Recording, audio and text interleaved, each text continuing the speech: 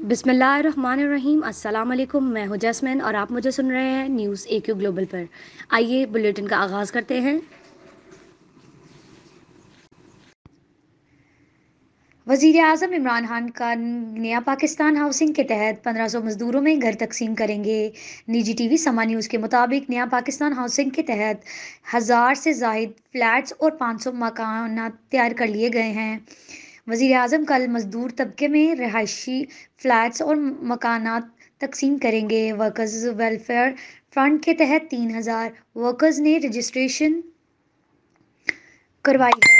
कुरानंदाजी के जरिए 1500 वर्कर्स में फ्लैट्स और घर तकसीम किए जाएंगे। वज़ीर आज़म इमरान खान कल मज़ीद 1500 फ्लैट्स का संग बुनियाद रखेंगे।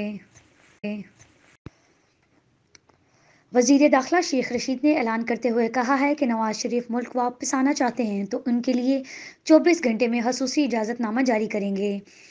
पासपोर्ट रीन्यू नहीं होगा। वज़ीर दाखिला शेख रशीद ने प्रेस कॉन्फ्रेंस से खिताब करते हुए कहा है कि मैंने फजल रहमान को कहा था कि आपके साथ हाथ होगा।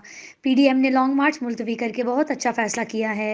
ये 6 माह से टीवी टीवी खेल रहे हैं। नून लीग में 2 सियासी सोच के ग्रुप हैं। 6 माह में PDM ने मुल्क का कोई कोना नहीं छोड़ा है जहां जलसा ना किया हो। कोरोना की वजह से वज़ीर आज़म ने जलसा मनसूख किए।